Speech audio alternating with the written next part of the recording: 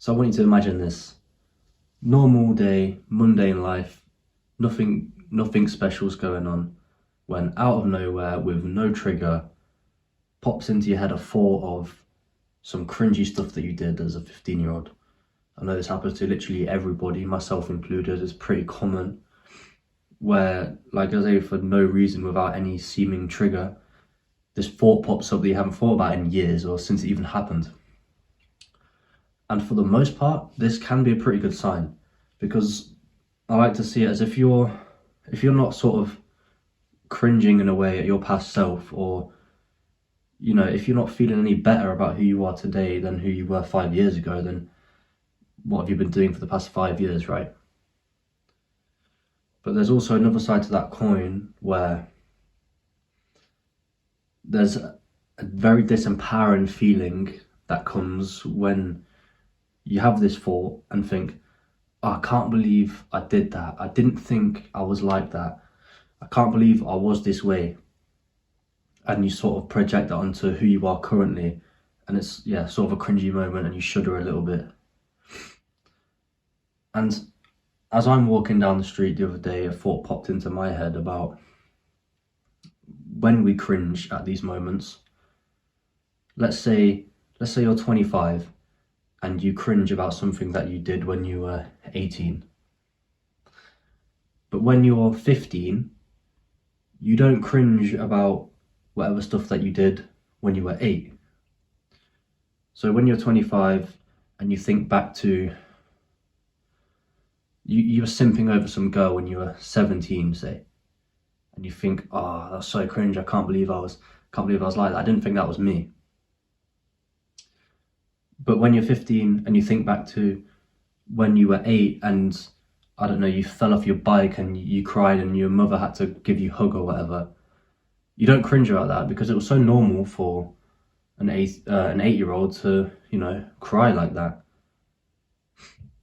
Whereas if you were still doing that at 15, then it would probably be very cringe. But it's the same when a teenager goes through one of their phases. You have the ones that go through a goth or emo phase, or that's a pretty big cringe one. For me personally, it was my stoner phase, where I would spend pretty much my whole time smoking weed. If I was not at school, I would smoke weed. You buy random shitty weed paraphernalia, you have it on your wallpaper, and it's basically my whole personality that I'm a big weed smoker, and like that's what I do. And I thought it was really cool at the time, and now I look back and think, what an idiot. What an idiot. But I also think it was so normal. It was so normal for teenage me to be doing stuff like that. It was normal for teenage me to revolve his whole personality around smoking weed, because teenage me didn't even know who he was. He was finding himself. So it's so normal that he was doing cringy, going through phases. It was normal that he fell in love with a girl too hard and absolutely got his heart broken because it was the first girl that he loved. And it was an experience, and you learn from the experience. So I don't cringe when I think back to how I was with relationships or whatever phases that I went through, just because it was so normal. It was just what you do as a teenager. So I don't find it cringe. I find it exactly as it should be through my formative years, in exactly the same way as I say it was normal for your 8-year-old you to be playing with toys or going to the park and eating sweets. Now, if I was 20 and still, going through a weed smoking phase, or falling for girls too hard, or simping over girls, whatever, then that would be weird. Just the same as it'd be weird for a 17-year-old to be playing in the park and eating sweeties. It's all relative. But I also just wanted to apply this to guilt as well. I thought of this recently, how in pretty much the same way, you're going to make mistakes as you move through life, as you grow older and wiser. You're going to make mistakes that in a few years you might even regret. And not everything is always black and white. If you can put it right, if you feel bad about it, you know you've cocked up, and you can put it right, then you should always do that. But like I say, everything's not always black and white, and you can't always put it right. If you've wronged somebody and you can't get in contact with them for whatever reason, you can't always put that problem right directly.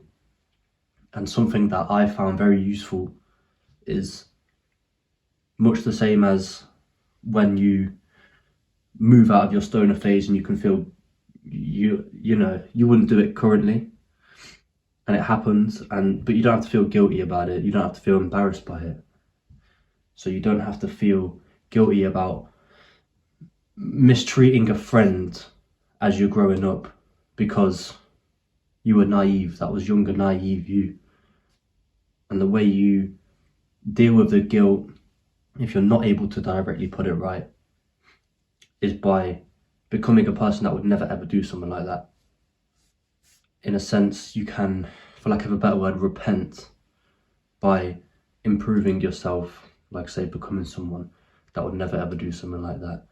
And then all you can do from there is pay it forward to your next friend or relationship or whatever. So don't have to feel guilty about the mistakes that you made, as you're growing up, because again, it was normal to be naive. As you're moving through life, gaining more experience, you're going to make these mistakes, and some you're going to regret. And sometimes that is the only way that you can deal with the guilt, because if you can't put it right directly, what else can you do? Improve, repent, pay it forward by becoming a person that would never do that, by becoming the best man that you can possibly be.